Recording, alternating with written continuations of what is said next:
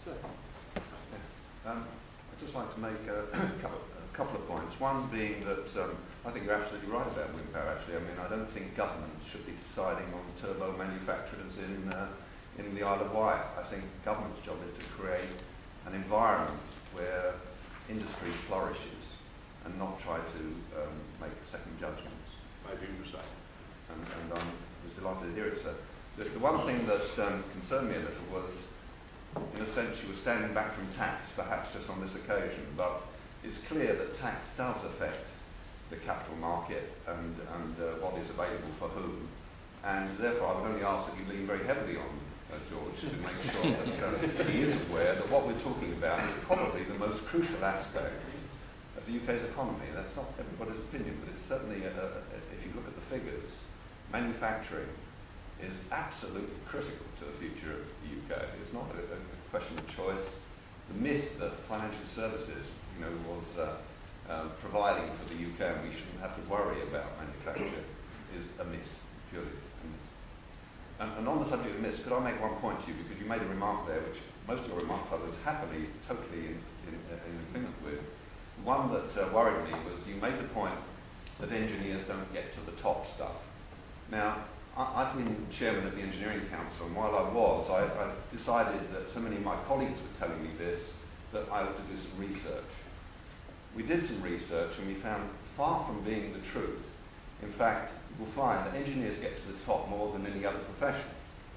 And the trouble is, by the time they're at the top, they're not called engineer anymore. And I actually had surveys done to back this up with real numbers, and even simple exercises like counting the number of engineering graduates on the boards of the FTSE 100 produced surprising results.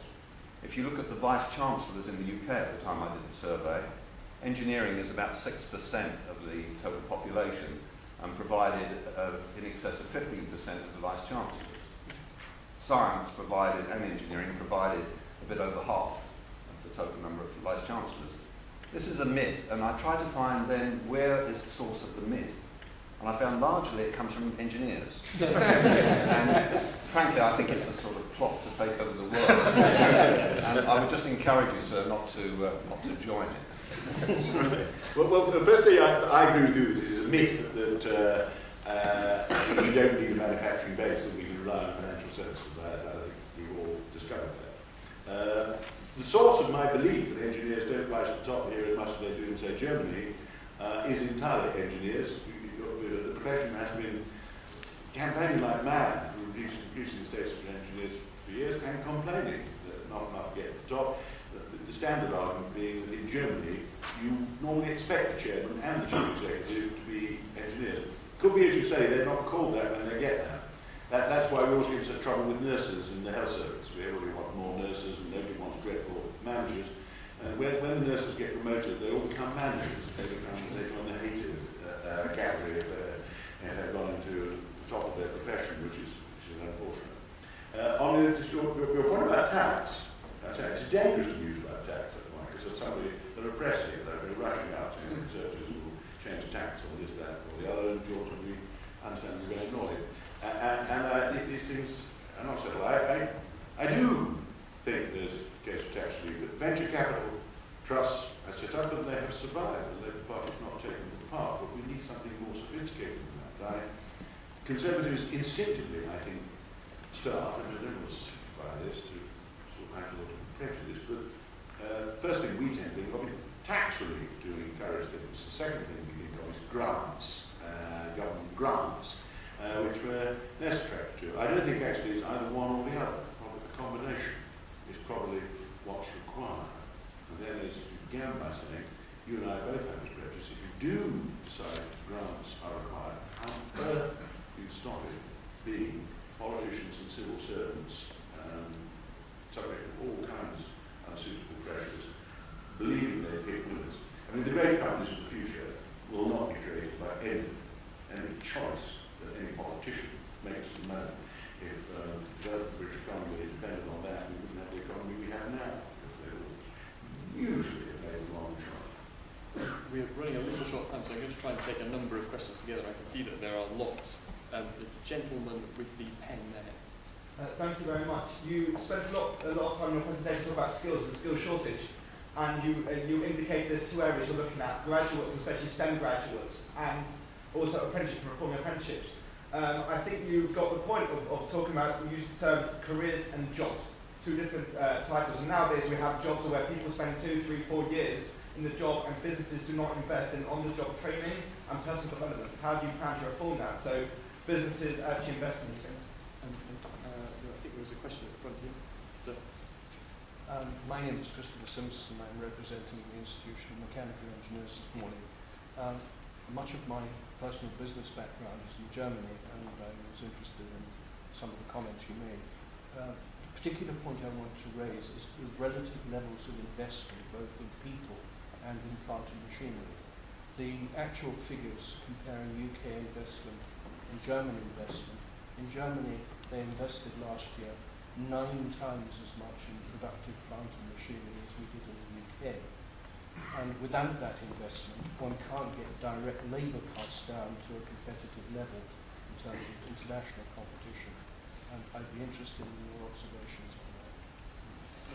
Yeah, well, on the first one, because I said this figure, but they will I mutual answers, so please. On the first one, you're right, we need to look at what financial help we can give, financial incentives we can give to employers to actually participate in an apprenticeship programme that gives in-work training. We're setting out proposals for that. We do have to make it attractive for employers to do it, and we have to also help those apprentices if something goes wrong and the employer goes through, how do they keep on with the apprenticeship and so on. So that is exactly what we're trying to address. On the second point, yes, there is a contrast in Germany. We have a serious problem here, because one of the things that most worries me about the present recession, making me think it's going to be a long time before we get anything like healthy normality, is a huge drop in the level of business investment of all kinds that's been taking place in the last 6 months, mainly because of the problems of getting affordable loans or investment, but it's also the lack of demand, because people are sort of pessimistic in the outlook. As far as Germany is concerned, Germany has totally different problems to ourselves. Germany is in a disastrous time because it's too dependent on export manufacturing. So Germany needs to rebalance its economy by having more services. It needs to stop saving so much. It needs to have some more domestic consumption. It goes in for colossal levels of capital investment because their labour market laws are so inflexible that the great thing you don't want is employees, if you possibly can have it in Germany. All these things have a certain balance in them, I think. And we need to save, we need to invest, we need to export, we need a manufacturing base. Germany is very strong on every front. I mean, they are our formidable competitors, which is why we said at the conference, our target is to make ourselves the leading exporter of high value-added goods in Europe. Germany fits us against, and they've been ahead of us for 100 years, so it's quite a big target. They actually need to rebalance their economy all the way. Bit of lending, bit of borrowing rather, bit of spending, service industries, that's what Germany. When they lectured us about fiscal stimulus, they were right about this country. They were wrong about Germany. They subsequently discovered and they went in for a lot more fiscal stimulus. This country's related to reform. We're just looking at a couple of last quick questions. There's a lady in front row.